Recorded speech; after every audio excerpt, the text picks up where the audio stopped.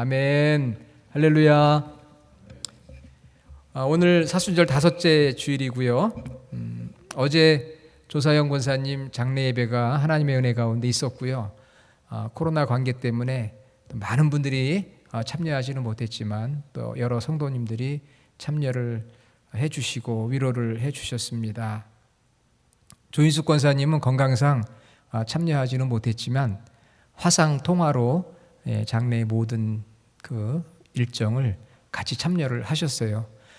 그리고 또 참여해 주신 분들이나 기도해 주신 분들, 그리고 또 인편으로 조의금을 전달해 주신 분들에게 정말 감사를 표현하고 싶은데 장례에도 본인이 참여하지 못하고 예배당에도 나오지 못하고 방법이 없으셔서 안타까워 하시더라고요. 그래서 제가 대신해서 전해드리겠습니다. 그렇게 말씀을 오늘 아침에 카톡으로 나눴어요.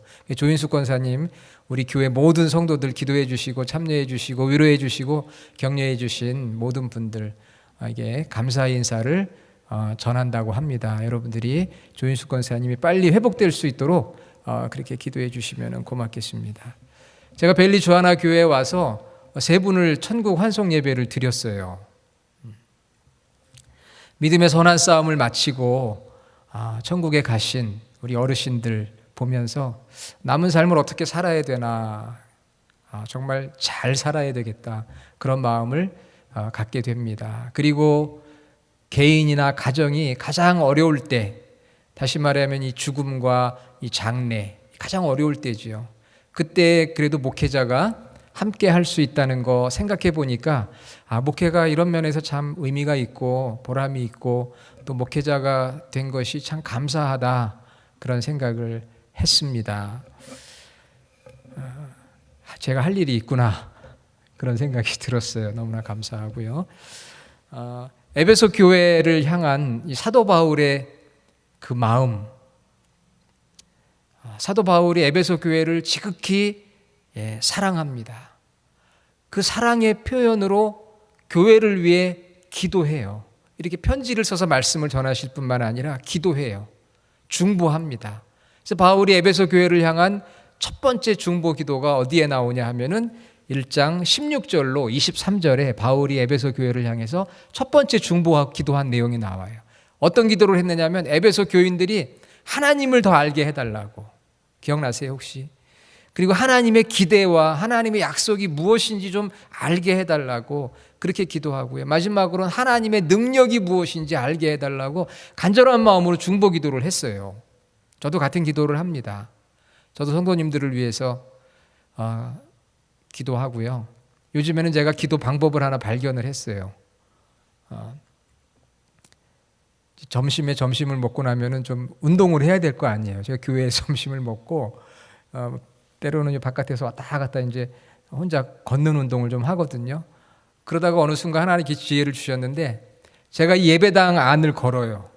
그래서 저 뒤에서부터 빙 둘러서 강단으로 해가지고 저렇게 해서 몇 바퀴를 돌면서 예배당 안을 제가 걸으면서 기도를 합니다.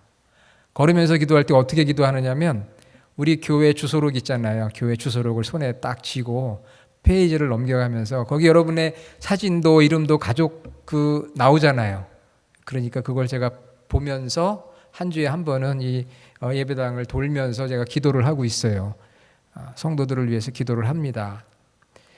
이 바울이 이 에베소 교회를 위해서 중보의 기도를 했어요. 그런데 오늘 3장에 가서 또다시 중보 기도를 해요. 그러니까 바울의 영성은 정말 기도예요. 성도를 향한 기도, 간절히 기도합니다. 성도를 사랑하는 거죠.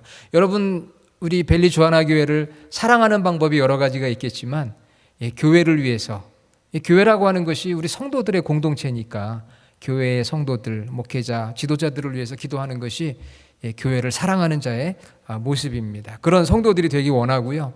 또 우리가 다음 주 3월 29일부터 고난주간 특별 새벽 기도회를 하게 되는데 그때 여러분들이 가정에서나 혹은 예배당에서 함께 기도하기를 그렇게 원합니다. 그래서 오늘 3장 14절로 21절 두 번째 이 중보 기도에 바울이 에베소 교회를 위해서 중보 기도를 해요. 그래서 이 내용을 제가 묵상하면서 여기서 3가지를 제가 한번 찾아봤어요. 첫째는 기도의 대상입니다. 누구에게 기도했느냐? 우리 다 알고 있는 내용이긴 해요. 첫 번째는 기도의 대상, 두 번째는 기도의 자세, 그리고 세 번째는 기도의 내용. 자, 바울이 에베소 교회를 향해 기도하는데 오늘 읽었던 본문에서 기도의 대상과 첫째로, 두 번째는 기도의 자세, 그리고 세 번째는 기도의 내용이 나오는데, 오늘 저와 여러분들이 이런 바울의 기도, 그래서 하나님께서 바울에게 그런 마음을 주셨으니까 이렇게 기도한 것이죠. 저와 여러분 모두가 다 바울처럼 기도의 대상이 누구신지, 또 기도의 자세가 어때야 되는지, 그리고 기도의 내용에는 무엇을 포함해야 되는지를 하나님의 말씀을 듣고 깨닫고 우리도 결단해서 남은 사순절 고난주간 우리 생애 가운데 이런 바울의 중보 기도가 저와 여러분의 중보의 기도가 되기를 간절히 주님의 이름으로 부탁을 드립니다. 자, 첫째로 기도의 대상, 누구에게 기도하는 것일까요? 오늘 말씀 14절 보니까 이러므로 내가 하늘과 땅에 있는 각 족속에게 이름을 주신 아버지 앞에, 누구 앞에요? 아버지 앞에. 내가 아버지 앞에서 아버지께 기도하는 거예요. 첫 번째로 기도의 대상은 하나님 아버지. 아버지 하나님. 성경이 말하는 기도의 원리는 아버지 하나님께 예수 그리스도의 이름으로 성령의 도우심을 받아, 이게 기도의 원리예요. 물론 우리가 예수님께 기도합니다. 주님, 성령님 기도해요. 맞아요. 그렇게 기도해도 됩니다. 왜? 삼위일체 하나님이시니까. 그러나 예수님도 제자들에게 기도를 가르쳐 주실 때 이렇게 기도하라. 하늘에 계신 아버지. 그래서 성경이 말하는 기도의 공식은 아버지께 하는 거예요. To Father. 아버지께. 누구의 이름으로? By Jesus Christ. 예수 그리스도의 이름으로. 그분이 우리의 중보자시니까. 그리고 성령의 도우심을 받아서, 영어로 한다면 through the Holy Spirit, 성령을 통하여. 성령님께서 기도의 제목도 생각나게 하시고, 기도할 때 피곤하잖아요. 힘들 때 성령님께서 힘도 주셔서 성령의 도우심으로 우리가 아버지께 기도하는 것이고요, 예수 그리스도의 이름으로 기도하는 것이 성경이 말하는 기도의 원리예요. 예수님께, 성령님께 기도할 수 있습니다. 그러나 예수님이 가르쳐 주신 기도를 보면서 성경이 말하는 기도의 이런 가장 모범적인 원리 패턴은 아버지께 예수님의 이름으로 성령의 도우심을 받아 기도하는 것입니다. 그런데 그 하나님이 어떤 분이에요? 오늘 말씀에 보니까 아버지라고 했습니다. 아버지. 우리 너무 잘 알죠? 아버지. 여러분 중에 아버지에 대한 좋은 추억을 가지신 분도 계실 것이고, 또 그렇지 못한 분들도 있을 거예요. 심리학적으로 연구해 보면요, 아버지에 대한 좋은 추억이 없는 사람이 하나님을 아버지로 믿는데 많은 장애가 있다고 합니다. 실제로. 그래서 혹시 아버지에 대한 불편한 마음이 있는 분들은 아버지와의 그 관계를, 그것이 사랑으로 풀어내야만 하나님 아버지의 관계도 친밀해질 수 있다고 해요. 또 여러분이 아버지로서 자녀들을 대할 때, 우리 자녀가 나를 통해서 하나님을 느낄 수 있구나 하는 그런 영적인 민감함이 여러분 필요한 것이죠. 아버지께 기도를 했어요. 아버지 하나님. 바울이 기도했던 기도의 대상은 아버지 하나님이십니다. 우리도 그렇게 기도하죠. 그런데 이 아버지 하나님은 어떤 분이세요? 15절에 보니까 하늘과 땅에 있는 각 족속에게 이름을 주셨다고 그랬어요. 여러분의 이름도 부모님이나 조부모님들이 주신 이름이죠. 이름이 존재를 말하는 거예요. 바로 이 세상의 모든 존재의 근원이 되신 아버지 하나님, 창조자 하나님, 이런 의미예요. 우리의 뿌리와 원인, 근거가 되시는 태초에 하나님이 천지를 창조하시니라, 창세기 1장 1절 창조신앙. 아버지 하나님, 근원이 되시고 존재의 근원이 되신 창조자이신 그 아버지. 여러분, 아버지는 기본적으로 자녀들에 대한 사랑, 돌봄, 책임이 있습니다. 그런데 이 하나님 아버지에 대해서 이제 말씀 19절에 보면 조금 더 설명하고 있어요. 19절에 뭐라고 되어 있느냐면은 하나님의 모든 충만하신 것으로 너희에게 충만하게 하시기를 구하노라. 아버지 하나님은 우리를 충만하게 해주시는 분이에요. 20절, 우리 가운데서 역사하시는 능력대로, 능력이 있으신 분이에요. 우리 아버지는 능력이 있으신 분이고 충만하게 하시는 분이고, 20절 하반절에 모든 것에 더 넘치도록, 넘치게 채워주시는 분이 아버지예요. 저희 아들이 대학에 다닐 때 가끔 이제 연락이 와요. 아빠, 돈이 필요해요. 그래. 얼마가 필요한데 200불이요 그래요. 그러면 제 마음속에 야, 아들이 200불을 달라고 그러는데 180불 줄까요? 200불 줄까요? 예? 물론 형편이 안 돼서 뭐 150불 줄 수도 있겠죠. 아껴 써. 그리고 깎는다. 또 이렇게 인색하게 할 수도 있지만 200불 주세요. 그러면은 제 마음속에는 220불은 최소한 주고 싶더라고요. 더 있으면 더 주고 싶겠지만 어떤 때는 250불도 줘요. 반응이 없으신데 그러면 꼭 문자가 또 와요. 아빠 땡큐 고마워요. 언젠가 저희 딸이 그러더라고요. 우리 아빠는 달라는 것보다 조금 더 주시는 분이에요 그러더라고요. 하나님의 마음, 아버지의 마음이 그렇잖아요. 더 주고 싶은 마음을 우리 아버지는 가지고 있어요. 맞습니까? 줘도 더 주고 싶은 분이 부모님이잖아요. 어머니는 말할 것도 없고 아버지의 마음은 더, 다시 말하면 여기 20절에 나오잖아요. 모든 것에 더 넘치도록 그리고 풍성하게 채워주시고 또 능력이 있으신 세상의 아버지는 저를 포함해서 좀 능력이 부족할 때가 있어요. 그래도 사랑, 책임, 돌봄 감당하려고 애쓰지 않습니까? 그런데 하나님이 우리 아버지시라니까요. 이게 얼마나 귀한 말씀인지 몰라요. 아, 아버지시구나 하나님께서. 제가 신학교를 졸업하고 첫 목회를 나갔어요. 어린 나이에 목회를 나갔는데 한 두세 달 목회를 하는데 그 교회가 좀 사정이 복잡했어요. 그래서 어쩔 수 없이 3개월 만에 교회를 사임하게 됐습니다. 첫 목회 나가서 3개월 만에 교회를 사임했어요. 그리고 다음 사역지를 구해야 되는데 나이도 어리고 제가 또 한 3년 뒤에 군목으로 나가야 되는 군목 후보생이었기 때문에 어디 교회를 맡을 수가 없더라고요. 저희 아버지 장로님이시니까 그래도 이제 시작을 했는데 저희 교단이 1년에 한 번씩 이렇게 다 목사가 되려면 시험도 보고 진급도 해야 되고 다 그런 심사가 있어요. 그런데 3개월 시작에다 그만뒀으니까 이 진급 대상도 안 되잖아요. 저는 마음속으로 그냥 올해는 쉬고 다음번에 했으면 좋겠다 이렇게 생각을 하는데 저희 아버지는 시작했으면 해야지 무슨 소리냐, 교회를 구해보자. 그래가지고 저희 아버지 장로님이시니까 사방팔방으로 우리 아들이 목회할 만한 교회를 찾아보는데 교회가 그렇게 쉽게 안 나와요. 저도 막 너무 괴로운 거예요. 그래서 그냥 산에 가서 막 금식 기도하며 하나님 앞에 막 사역지를 달라고 기도를 하는데도 교회가 연결이 안 되더라고요.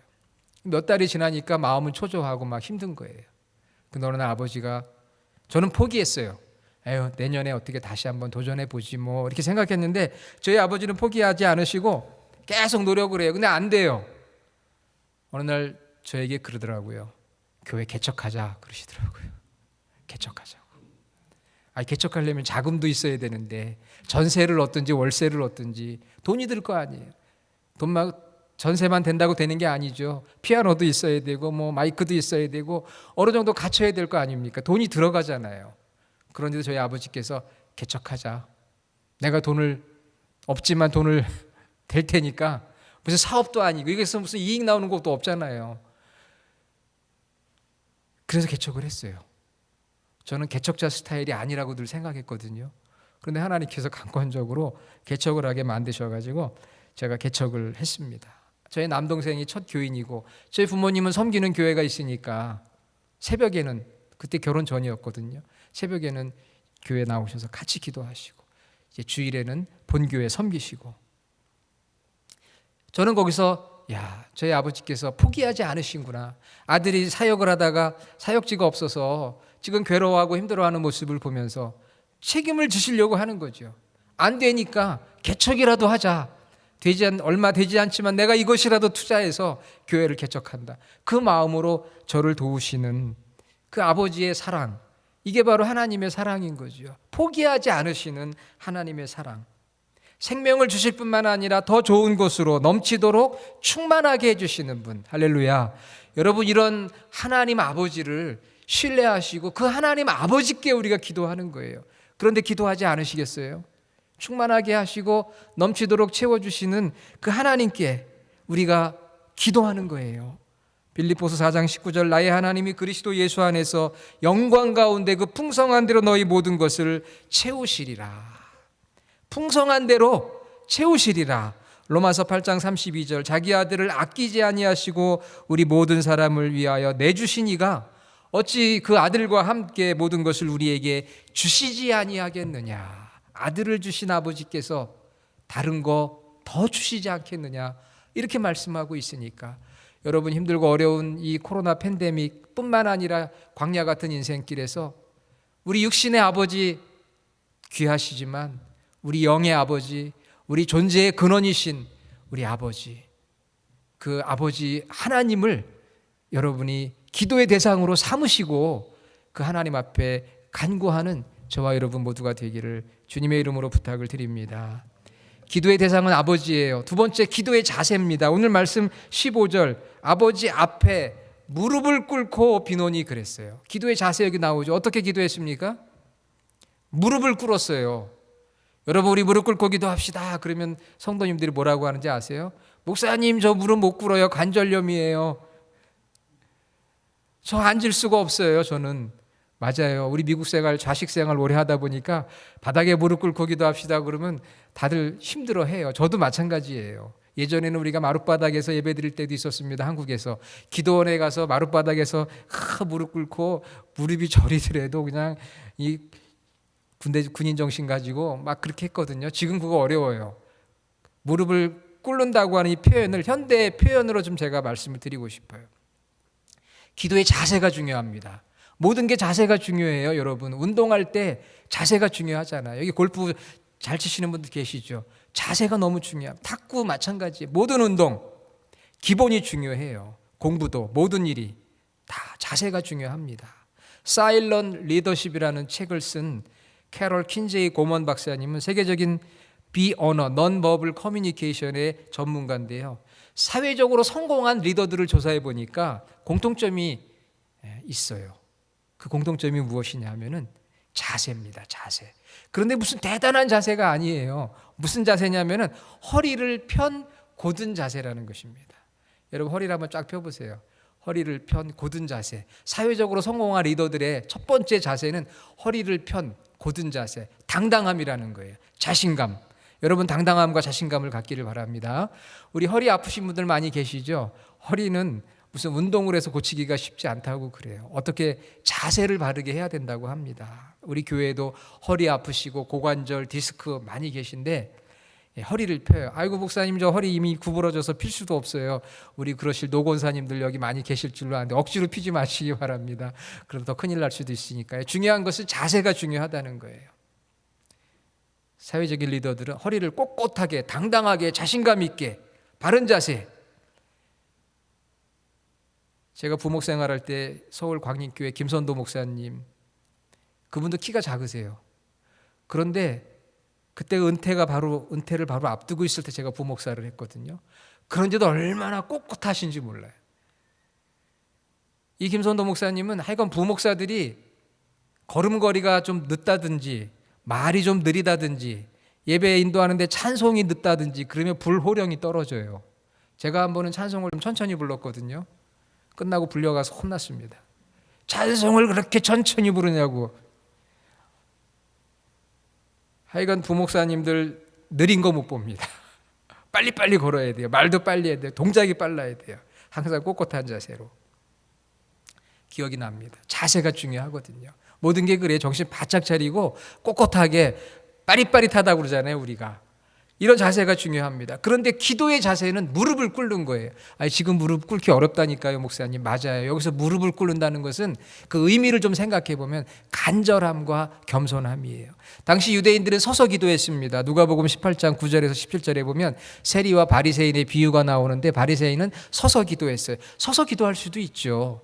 중요한 것은 무릎을 꿇어 기도했는데 자세를 말하는 거예요. 서서 기도한다는 건 남에게 보이기 위해서 기도하는 경우가 많았기 때문에 비판을 받았습니다. 조용히 간절한 마음으로, 겸손한 마음으로 무릎을 꿇고 기도했다. 사랑하는 여러분, 우리의 기도는 서서 기도해도 좋고요, 무릎을 꿇어도 좋고 앉아서 기도해도 좋아요. 그러나 오늘 말씀하는 이 무릎을 꿇는다, 실제 이렇게 무릎을 꿇어요. 그러나 우리는 무릎을 꿇으면 관절이 안 좋아지고 힘드니까 무릎을 꿇고 기도하자고 말씀은 못 드리지만 중요한 것은 간절한 마음으로, 아까 우리 장윤식 권사님 간절한 마음으로, 그런 내용이 있었어요. 또 겸손함으로 기도하는 거예요. 하나님 앞에. 여러분 이번 고난주간 특별 새벽 기도회에도 어디서나 간절한 마음으로 겸손한 마음으로 아버지 하나님 앞에 기도할 수 있는 저와 여러분 모두가 되기를 주님의 이름으로 축원합니다. 기도의 자세예요. 자세가 중요하다니까요. 자, 마지막으로는 기도의 내용입니다. 자, 기도의 내용, 어떤 내용을 가지고 기도를 했을까요? 16절 보면은 너희 속사람을 능력으로 강건하게 하시오며, 속사람이 강건해지길 기도했어요. 자, 우리 겉사람은 어떤 것입니까? 우리의 외모, 내가 소유하고 싶은 거, 명예, 권력, 돈, 이런 거 좀 외적인 거잖아요. 속사람. 외모를 위해서 기도해 보신 적 있으세요, 여러분? 하나님 저 좀 이쁘게 해주세요. 저 좀 잘생기게 해주세요. 그러신 분 계셔요? 워낙들 잘생기셨으니까 그런 기도는 안 해보셨을 것 같은데, 저는 키 크게 해달라는 기도는 해본 적이 있었습니다. 여러분 중에 그런 기도 안 해보신 분도 계시지만, 근데 하나님 응답을 안 해주셔가지고, 외형적인 걸 놓고 기도하잖아요, 우리 대부분이요. 그런데 바울이 에베소 교회를 위해서 기도할 때 무슨 기도를 했느냐? 성도를 놓고 기도할 때, 저도 성도를 위해서 기도할 때 외적인 것도 많이 기도해요. 경제적인 것도, 자녀들, 그렇죠?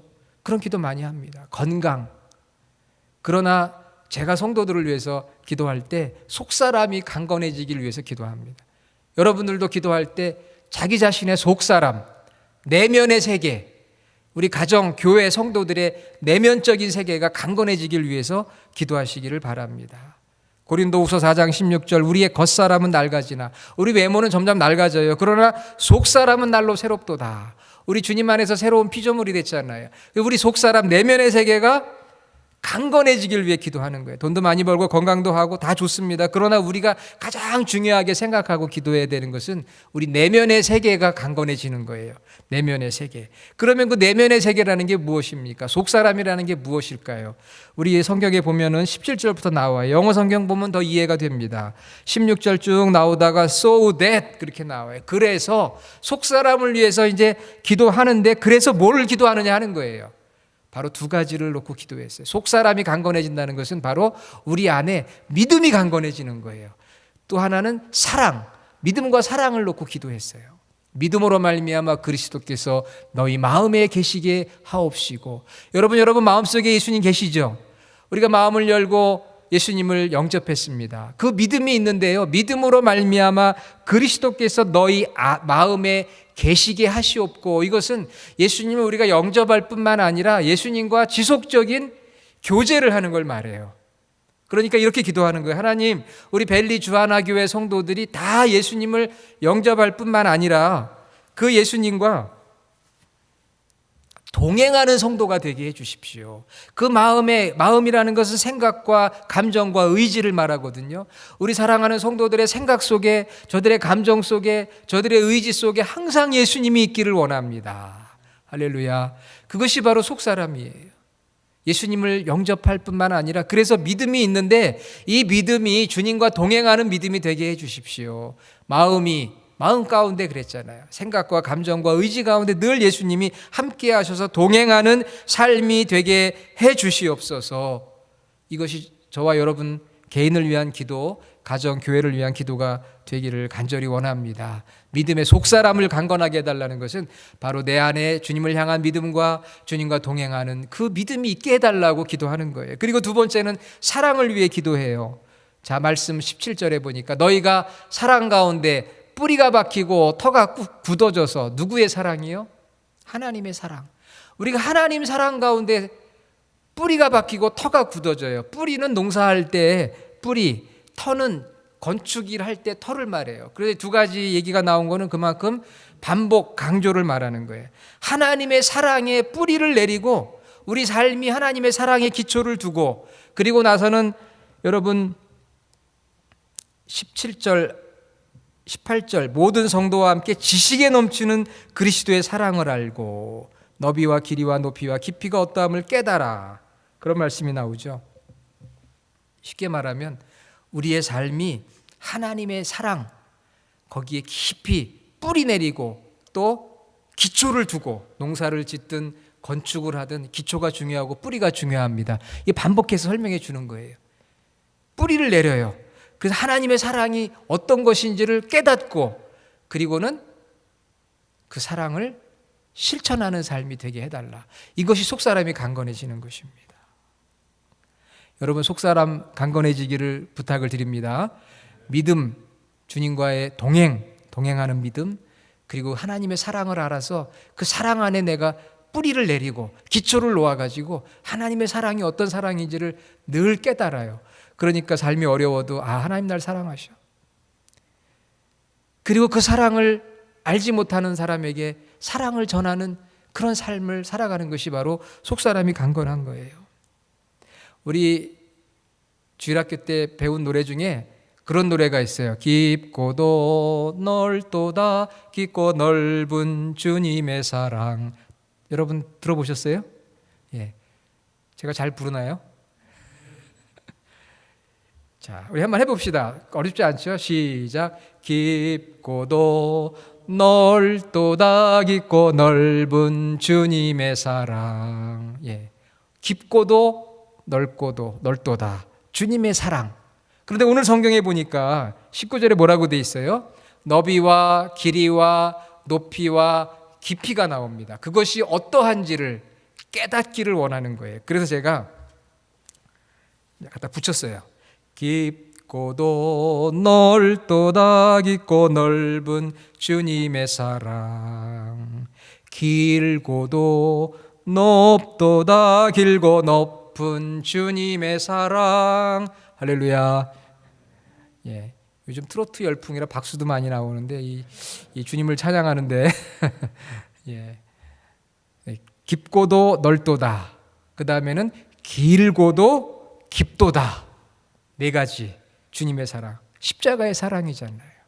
사순절 고난주간 십자가의 사랑, 우리 모든 인류를 위한 그 넓은 사랑, 그리고 그 십자가, 여러분 그 십자가는 어떤 사랑입니까? 높은 사랑이에요. 깊은 사랑이에요. 여러분 십자가는 하늘 위로 높이 올랐잖아요. 땅속으로 깊이, 하늘과 땅을 연결하는 길고 높고 깊은 사랑, 그리고 넓은 사랑, 십자가의 사랑. 그것을 위해서 주님이 오셔서 자신의 생명을 내어주셨으니까 그 주님의 사랑, 깊고도 넓도다 길고도 높도다. 오늘 너비와 길이와 높이와 깊이가 어떠한지 예수님의 십자가 사랑을 생각하면 돼요. 하늘과 땅을 연결해주고 사람과 사람을 연결해주는 그 넓이와 길이와 높이와 깊이가 얼마나 큰지, 그 주님의 사랑을 우리가 알고 그 사랑 가운데 우리 삶의 기초를 두고 뿌리를 내리고 그 사랑과 연결되어지는 것이죠.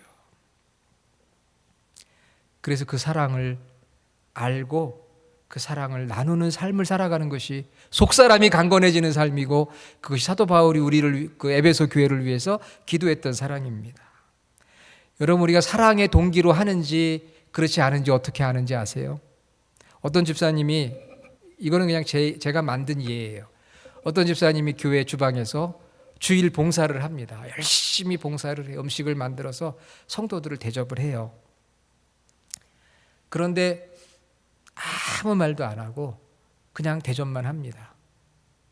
자, 이런 사람하고 주방에서 열심히 음식을 만들어서 대접을 합니다. 그런데 성도에게 다가가서 관심을 표현하는 거예요. 집사님, 맛있게 드세요. 혹시 필요하신 게 더 있으면 말씀해 주세요. 요즘 건강은 좀 어떠셔요? 요즘 잘 지내셔요? 이렇게 관심을 표현합니다. 어떤 게 진짜 사랑의 동기로 사랑의 행위를 하는 걸까요? 뭐 두 개 다 그럴 수 있지, 두 분 다. 그러나 사랑은 관심이거든요.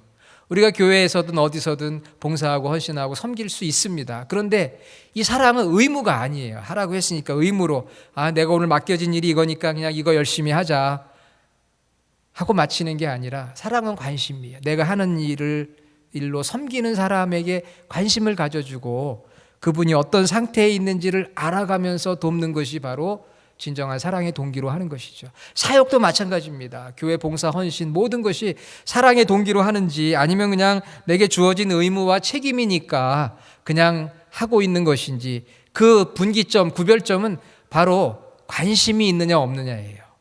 그러니까 앞으로 저와 여러분들이 이제 벨리 주하나 교회를 섬길 때 무슨 일을 하든지 내게 주어진 일이니까 이 시간 동안 그냥 딱 하고 끝내고 가면 되지, 이게 아니고요. 관심을 가지고 성도들에게 관심을 갖는 거죠. 관심 가져보면 보이거든요, 성도들의 모습이. 우리 교회 어떤 성도님 전화 주셔가지고 자꾸 저한테 물어봐요. 목사님, 그분은 좀 어떠셔요? 그분은 좀 어떠셔요? 계속 물어보셔요. 관심. 그럼 제가 이제 아는 대로 설명을 드리죠. 이게 관심이거든요. 관심, 사랑이 관심이니까 여러분 오늘 말씀처럼 그 하나님의 사랑을 내가 깨닫고 십자가의 그 넓고 깊고 길고 높은 그 사랑 안에 내가 있어요. 기초를 두었어요. 그 사랑을 알고 감사해요. 그리고 그 사랑을 나눌 수 있는 속사람이 강건해지는 것, 이것이 바로 에베소 교회를 향한 바울의 중보기도였고 또한 저의 중보기도가 되고 여러분의 중보기도가 되기를 간절히 주님의 이름으로 축원합니다. 우리가 하나님께, 아버지 하나님께 무릎을 꿇는 간절함과 간절한 마음, 겸손한 마음, 그리고 속사람의 강건함을 위해서 늘 기도하는 저와 여러분 모두가 되기를 주의 이름으로 축원합니다. 아멘. 하나님 감사합니다. 하나님께서 저희 아버지가 되신 것이 얼마나 감사한지요. 힘들고 어려울 때 우리를 돌보시고 끝까지 책임지시는 그 하나님 아버지를 불러봅니다. 아버지 하나님을 부를 때 우리 마음에 울컥 감동이 옵니다. 우리 삶을 책임지실 하나님을 의지합니다. 비록 지금은 힘들고 낙담하고 연약한 가운데 있지만 아버지 의지합니다. 아버지께 기도합니다. 그리고 우리 모두의 속사람이 강건해지게 하여 주옵소서.